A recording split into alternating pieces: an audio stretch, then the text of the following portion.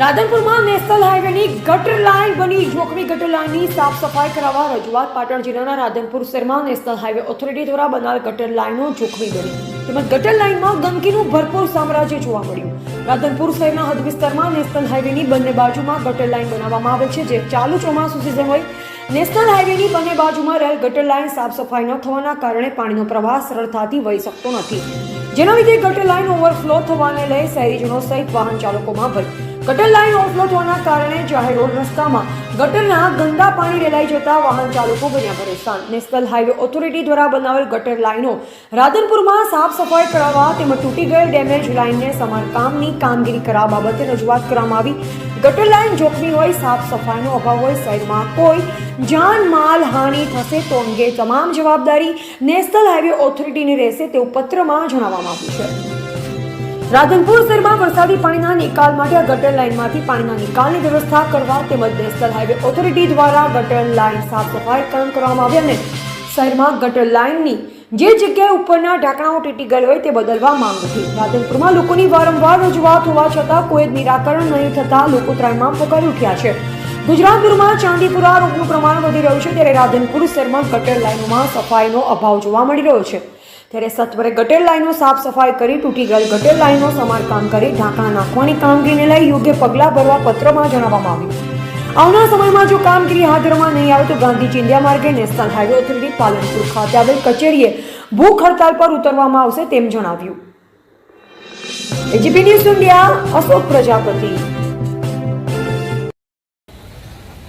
Radhanpur national હાઈવેની આ ખુલ્લી ગટર આપ જોઈ શકો છો. આ પારાવાર ગંદકીથી ભરેલી છે.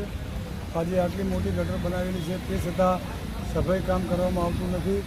નેશનલ હાઈવે ઓથોરિટીને અનેકવાર રજૂઆતો કરવા છતાં પણ આ ગટરોની સફાઈ થઈ નથી. આપ જોઈ શકો છો કે ગટરોના જે સાઈડો છે એ તૂટી ગયેલી છે અને ગટરોના ઢાંકણા પણ બિલકુલ નથી અને જે ખુલ્લી ગટરો છે એની પણ સફાઈ થતી નથી.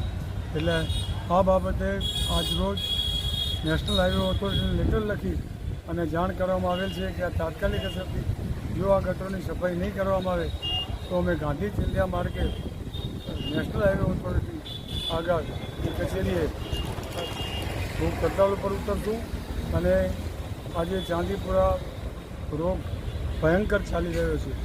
અહીં નજીકમાં બધી એવી હોસ્પિટલો પણ આવેલી છે જેના કારણે તે અને નાના બાળકો, મોટા જો અને આટલી બધી કચેરીઓ, બીજા દુકાનો, શોપિંગો, મોલ બધા આવેલા હોય અને જો સફાઈ કામ ના થાય ખુલ્લી ગટરો આપ જોઈ શકો ભયંકર રોગચાળો ફાટી નીકળે તેવી દહેશત છે. અને વરસાદી આજે સિઝન ચાલતી હોવાથી આજે વરસાદી પાણી જો ભયંકર વરસાદ આવે તો આ ખુલ્લી ગટરોમાં ગમે તે માણસની માલ જાનહાનિ થાય એમ છે. તો આ બાબતે આ તાત્કાલિક અસરથી આ ગટરની સફાઈ કામ કરાવી અને રિપેરિંગ કરાવી અને ઉપર ઢાંકણાઓ નખાવવાની ખાસ જરૂર છે. આપનું નામ સાહેબ? પરમર કાનજીભાઈ જુડાભાઈ, પૂર્વ પ્રમુખ નગરપાલિકા રાધનપુર. રાધનપુર નેશનલ હાઈવે પર ગરગોટા ડેન્ડ્રેજ આવેલી છે.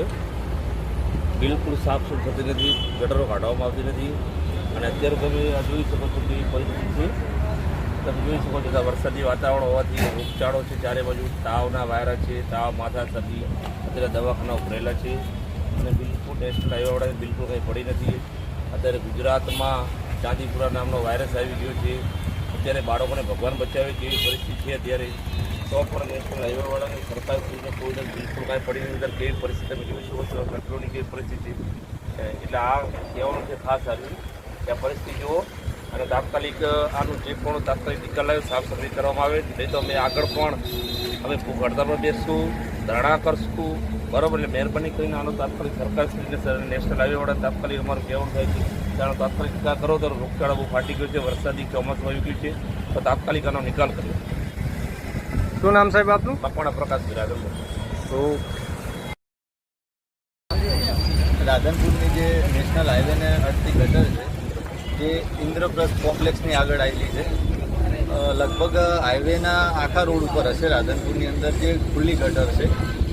ખુલ્લી ગટરની અંદર ઘણીવાર એવું બન્યું છે કે માણસો પડી ગયા છે, પશુઓ પડી ગયા છે, જેને આ વેપારી મિત્રોએ બહાર નીકાળેલા એવા ઘણા કિસ્સા બન્યા છે.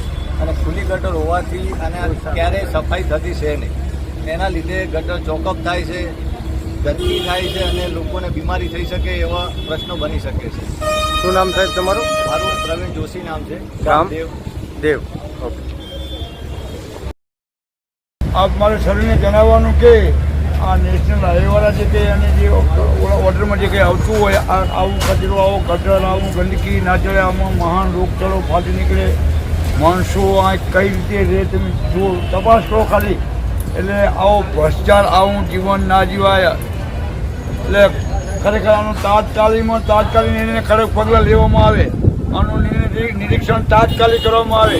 શું મારી નમ્ર વિનંતી છે કે નેશનલ હાઈવેવાળાને સીધા જણાવે. શું નામ સાહેબ તમારું? પરવાર શંકરભાઈ ભગવાનભાઈ, ગામ? ગામ કોચનાથ. ઓકે.